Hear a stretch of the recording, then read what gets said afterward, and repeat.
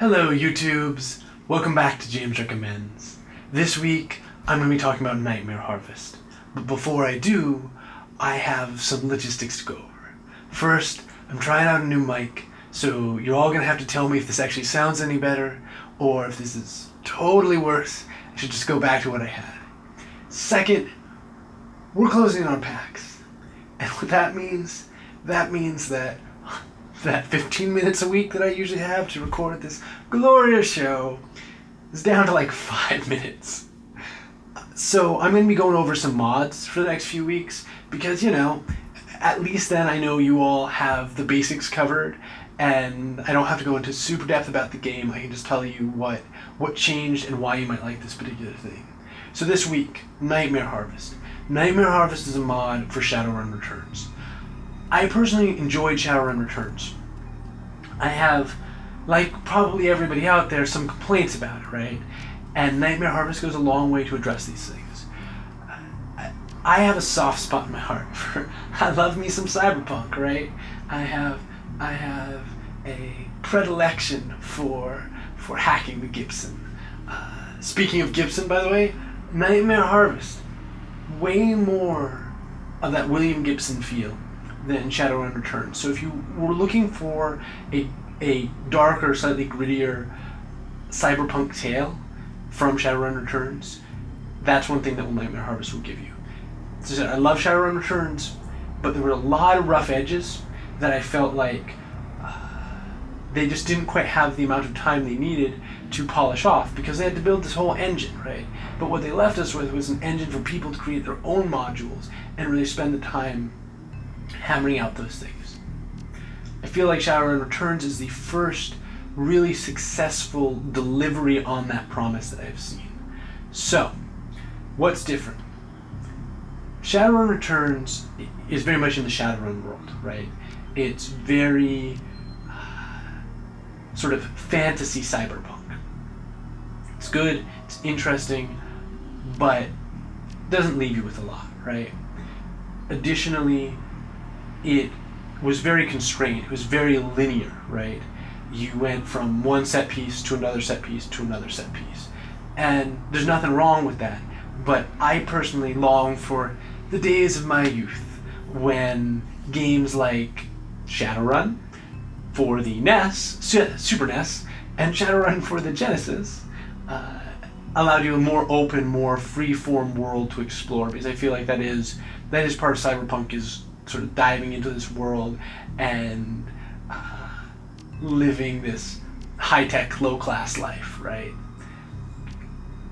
Nightmare Harvest does that much better. It creates a central hub from which you can explore with relative freedom. It also does more with some of the narrative branching, right? Again, Shadowrun Returns, very linear experience in terms of not only the actual action, but the narrative itself. Nightmare Harvest does a lot more on that front. It's also really well written. Nightmare Harvest, in my opinion, is actually better written than the original Shadowrun Returns. But all this comes at some price. Problem with Nightmare Harvest. One, being an open world means that you can get lost and you can have no idea what to do next. Nightmare Harvest does not hold your hand even in the slightest. There will be times where you just simply don't have a clue. You probably will have to go to the internet to figure it out. So that's one issue that they have by making this a more open world. Two, Nightmare Harvest is substantially more difficult than Shadowrun Returns.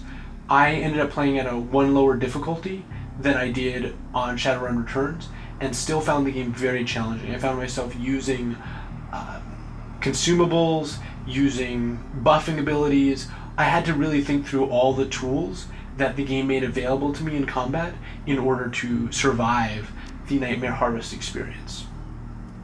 So just go in forewarned that you can expect a lot more brutal combat from this game. Along with the combat and the narrative, part of the narrative is that everybody who's joining your party isn't you. Everybody who joins your party has their own desires and motivations. So they took a tack that I think is interesting. They decided not to let you control your other party members. You can't equip them, you can't control them during combat, right? Which means that you're only operating your main guy. This creates very, very challenging combat scenarios because you don't have the full arsenal, right?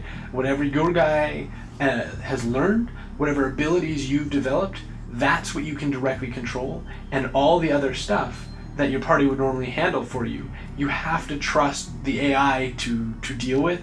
Sometimes it's not as good for it.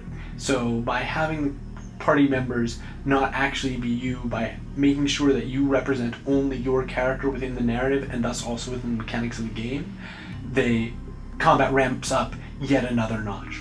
So there's definitely some very challenging combat scenarios. Finally, this was made back before the Dragonfall expansion for Shadowrun, which means that it was made before Shadowrun actually let you save at will. This was a problem with Shadowrun Returns. The only times that you could save in Shadowrun Returns were when you crossed a zone boundary, right? When you entered a new building, something of that nature. So this mod is actually very cleverly made. It's littered with new buildings and zone boundaries, and you'll be going in and out of places all the time in order to help you autosave your game, because that was the only way that you could actually save the game, and they didn't want you to have to continuously redo a large section of the game, especially given how difficult the fights were. But now that we're post Dragonfall, and you can save your game at will, it feels somewhat tedious, because every time you cross one of these autosaves, it also has to load a new zone, right? Rather than doing just one big load up front, there's a lot of small loading times throughout this game because of the way it was sort of architected.